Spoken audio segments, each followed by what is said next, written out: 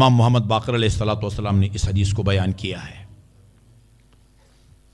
یہ رسول خدا کی خدمت میں خاتون جنت تشریف لاتی ہیں شادی کے بعد اور فرماتی ہیں بابا آپ نے علی سے میری شادی کی، 500 درہم حق مہر رکھا،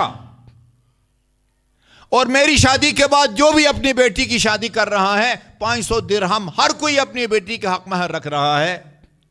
میں رحمت للعالمین کی بیٹی ہوں، کائنات کی سب سے افضل مخلوق کی میں بیٹی ہوں، میرا حق مہر بھی 500 درہم۔ حساب کتاب کیا میں نے، 500 درہم آج کل تقریباً 1.25 لاکھ۔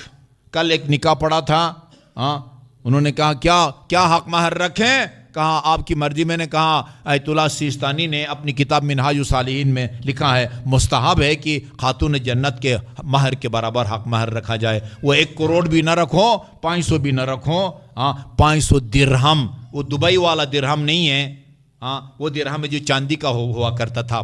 500 درہم میں چاندی کا جو وزن ہوتا ہے آج کل کے ریٹ کے مطابق تقریباً 1.25 لاکھ ہے۔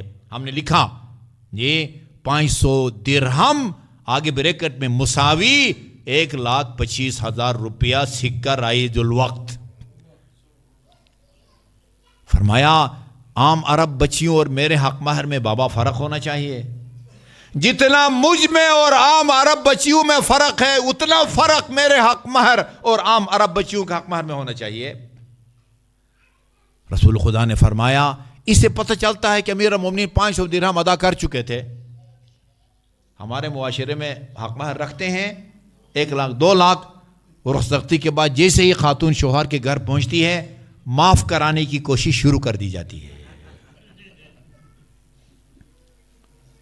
یا آخر تک نہیں دیتا، مرحوم ہو جاتا، وہ مرحوم ہو جاتی ہے، اور پتہ ہی نہیں ہوتا کہ میں نے مہر بھی دینا ہے یا نہیں ہوتا۔ میں بتاتا ہوں، یہ دیکھو بھائی، یہ جو طے پایا ہے حق مہر، جیسے ہی آغا صاحب نکاح سے فارغ ہو جاتے ہیں 23 شدہ حق مہر میں سے آدھے حق مہر کا خاتون حقدار بن جاتی ہے نکاح کے نتیجے میں۔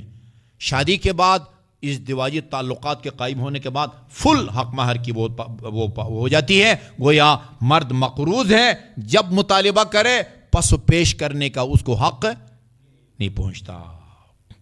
علی ادا کر چکے تھے، رسول خدا فرماتے ہیں بیٹی فاطمہ علی نے 500 درہم ادا کر دیا ہے، علی سے کہتے ہیں 500 اور دے دے، 1000 کافی ہے۔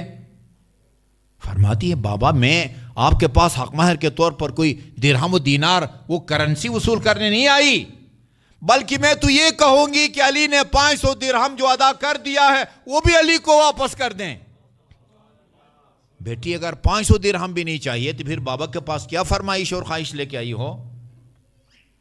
ہماری جان نثار ہو اسلام کے ایک ایک حرف پر، خدا کی قسم۔ فرماتی ہے بابا میں یہ خواہش لے کے آئی ہوں کہ آپ خدا کی بارگاہ میں یہ درخواست کریں، دعا کریں کہ وہ مجھے حق مہر کے طور پر گناہگاروں کے شفاعت کے اختیارات دے۔ امام محمد باقر علیہ السلام فرماتے ہیں خاتون جنت نے خواہش کا اظہار کیا۔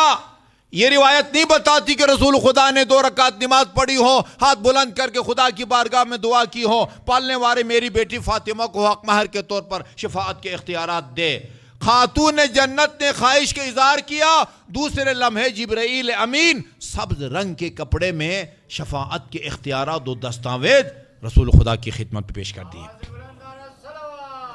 اللہم صلی علی محمد و آل محمد۔ یا رسول اللہ، یہ اللہ تعالیٰ کی طرف سے آپ کی بیٹی کے حق مہر کے طور پر شفاعت کے اختیارات لے کے ہوں۔ آئیے اسی امام جعفر صادق کی زبان مبارک سے، محمد باقر کی زبان مبارک سے سنتے ہیں کہ کہاں اور کس طرح ان اختیارات کو استعمال کریں گی، گناہوں کو، گناہگاروں کو بخشوائیں گی۔ وصیت فرمائی دختر پیغمبر نے، جب اس دنیا سے جانے لگوں ان اختیارات کو، دستاویز کو میرے کفن کے نیچے میرے سینے پر رکھ کر میرے ساتھ ان کو دفن کر دو تاکہ روز قیامت استعمال کروں۔ میں نے بہت دفعہ کہا ہے یہ آج سے چند سال پہلے یہ ایک ایئر وائی چینل پر جیو کے خلاف ایک تحریک چلی تھی کہ بھئی جیو پر کسی نے آ کے اہل بیت کی شان میں کوئی گستاخی کی ہے، لوگوں کو بلایا جاتا تھا اور وہ اظہار خیال کرتے تھے۔ سپاہ صحابہ کے سرپرست اعلیٰ مولوی لدھیانوی نے آ کے یہ روایت پڑھی تھی جو ہماری کتابوں میں بھی ہے، اذا کان یوم القیامہ ہاں امام محمد باقر کی روایت کہتی ہے، ہاں وہ جابر کی فرمائش پر کیا ایسی روایت سنا دیں، حدیث سنا دیں کہ جس کو شیعوں کے سامنے بیان کروں تو وہ شیعوں کے لیے خوشی کا باعث بنے۔ اذا کان یوم القیامہ، جب قیامت کا دن ہوگا، منادی کی آواز آئے گی، یا اہل محشر، محشر والو، غضوا ابصارکم، اپنی آنکھوں کو بند کرو، ونکسوا رؤوسکم، سروں کو جھکاؤ۔ کیوں؟ کس کے احترام میں؟ کون آج کی مہمان خصوصی ہے جس کے احترام میں سروں کو جھکائیں، آنکھوں کو بند کریں؟ جواب ملے گا فإن فاطمہ بنت محمد تجوز علی الصراط، محمد مصطفیٰ کی بیٹی یہاں سے گزر کے پل صراط کو عبور کرنا چاہتی ہے۔ پل صراط کو عبور کیا، جنت کے تمام دروازے دختر پیغمبر کے لیے کھول دیے گئے، جنت میں داخل نہیں ہوئی، میدان محشر کی طرف رخ کر کے کھڑی ہو گئی۔ قدرت کی طرف سے آواز آتی ہے، یا ابنت حبیبی، اے میرے حبیب کی دختر نیک اختر، ما لک لا تدخلین الجنہ، ہم نے جنت کے سارے دروازے تیرے لیے کھول دیے ہیں، ابھی کس کی انتظار میں کھڑی ہیں؟ کیوں جنت میں داخل نہیں ہو رہی؟ فرمائیں گی دختر پیغمبر، الہی انی احب ان یعرف قدری فی مثل ھذا اليوم، فاطمہ چاہتی ہے آج اہل محشر سب سمجھیں کہ فاطمہ کا خدا کی بارگاہ میں کیا مقام و منزلت ہے۔ اللہم صلی اللہ محمد وآل محمد۔ یہ وہ قیامت کے لمحات ہوں گے جس میں دختر پیغمبر وہ خداداد اختیارات کو استعمال کریں گی، اور امام محمد باقر علیہ السلام کے الفاظ ہیں، تلتقط شیعتہا کما یلتقط الطیر الحب الجید من الردی، اس طرح چن چن کے اپنے ساتھ شیعوں کو لے کے جنت میں جائیں گی، جس طرح ایک پرندہ مغز والے دانے کو اٹھاتا ہے اور جس میں مغز نہ ہو اس کو زمین سے نہیں اٹھاتا۔ اس کے بعد جتنے لوگ سینکڑوں یا ہزاروں خاتون جنت کی شفاعت کے نتیجے میں جنت کے حقدار بنیں گے، اللہ ان کے دل میں بھی یہ بات ڈالے گا، خدایا ہم بھی چاہتے ہیں کہ لوگ سمجھے کہ ہم فاطمہ کے شفاعت یافتہ لوگ، ان کا خدا کی بارگاہ میں کیا مقام و منزلت ہے۔ اللہ تعالیٰ ان سے فرمائے گا، انظرو، دیکھو یہ اہل محشر میں سے من اطعمکم فی حب فاطمہ، کس نے تمہیں زندگی میں فاطمہ کی محبت میں کھانا کھلایا تھا؟